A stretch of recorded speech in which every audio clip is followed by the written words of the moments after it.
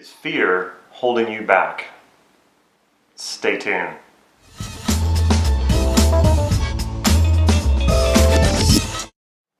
This is Damon from NLP Gym.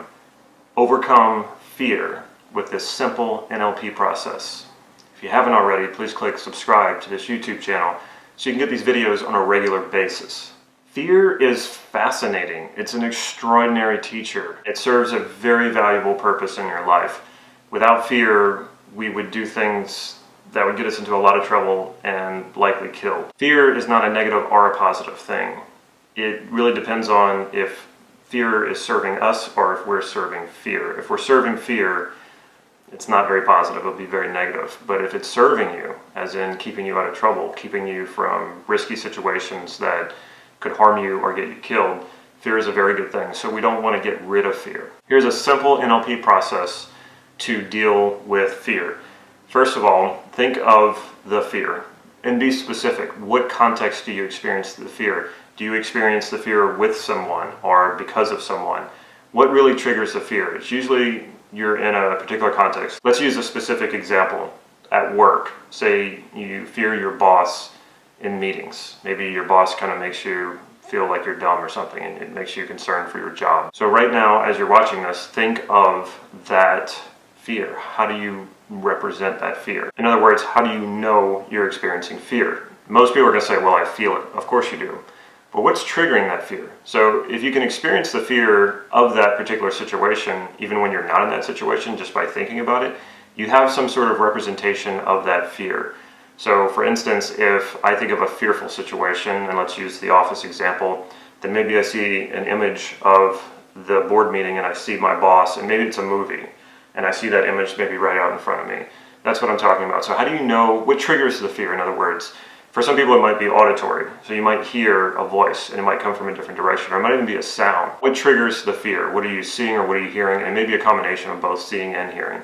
But usually one is stronger than the other. Maybe the visual is stronger, the sound is stronger. So let's say I have an image of a movie and I'm associated. I'm inside the movie and I can see from my own eyes my boss in this situation, and that triggers some fear inside of me. So I want to take note of this, what we call the SemiDalla Days, and this is the second part. So I want to take note of the SemiDalla Days. Where is the image in my personal space? You might see it high, you might see it low, or to the side. Let's say I see it right out in front of me.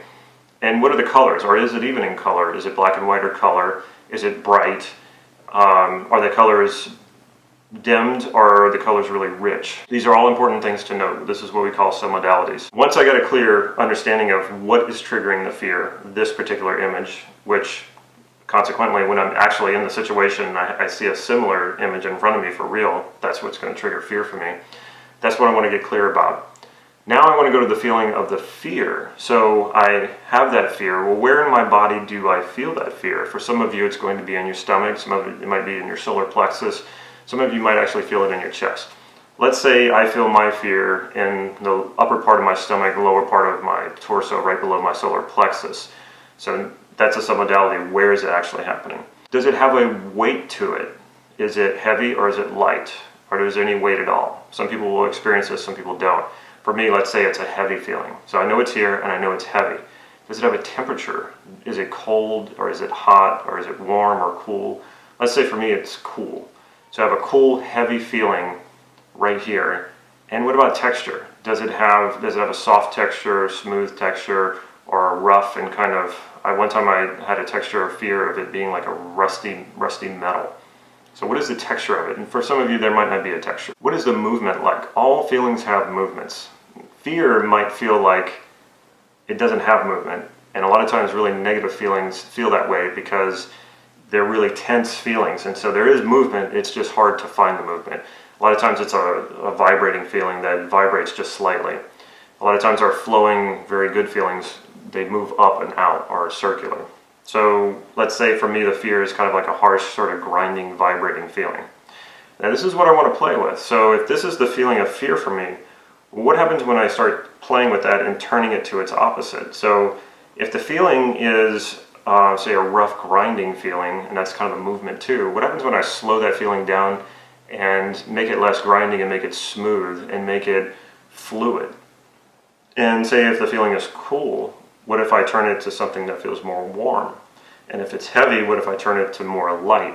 And then maybe I might want to even change the position of it and push the feeling into my chest. So now, instead of the fear, I feel a warm sensation in my chest that has a very fluid movement to it, and maybe it's nice and soft and smooth.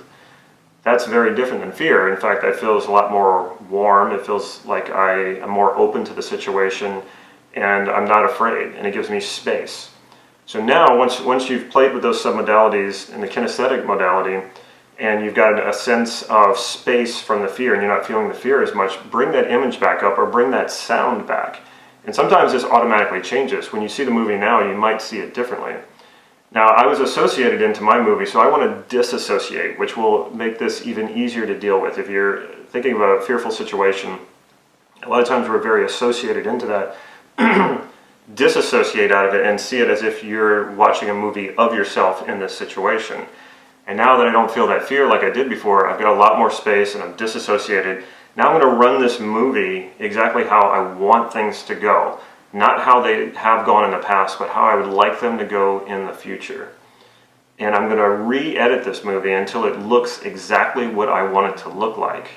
And combining it with this nice new feeling that is not fear. It's like the opposite of fear. So once I have the movie that I like and the feelings that I like going with it, I'm going to check in with myself again and ask myself, is there any part of me that resists going forward with this new movie, this new way of doing things, and this new feeling with the way that I'm going to act and respond in this new situation without fear? Now, if there's a part of you that does resist it, you want to get in touch with that part of you, find out what its positive intent is for you, and reintegrate it into the situation. Some of you might say, well, I still feel a sense of fear. That's fine. In fact, that's probably a good thing. You don't want to necessarily get rid of fear, like I mentioned before. The question to ask yourself is, does the fear stop me now? Does the fear cripple me? Does the fear keep me from doing my job to the best that I could do it? If not, then the process worked. Now you want to future pace it. You want to take that movie into the future. When is the next time this is going to happen? Maybe you have a meeting coming up in a few days. So see that movie in a few days happening, and you having the feeling that you want to have and seeing the movie of how you would like to be in that situation. Then do it maybe a month out from now, and then maybe a year out from now. When you give this process a try, I'd love to hear your results. Feel free to send me an email or message me on Facebook or on YouTube right under this video in the comments.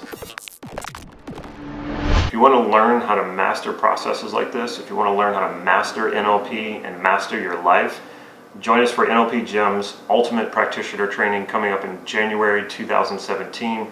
Get your year kicked off right and have the best year ever. Sign up for this training at nlp-gym.com. Follow us on Facebook for real-time updates on upcoming workshops and also free practice sessions that I hold here in Santa Cruz. If you like this video, please click like right down here and leave me a comment or even a question. I will get back to you. Stay tuned to the end of this video so you can see how you can get your hands on a free NLP online training. Take care.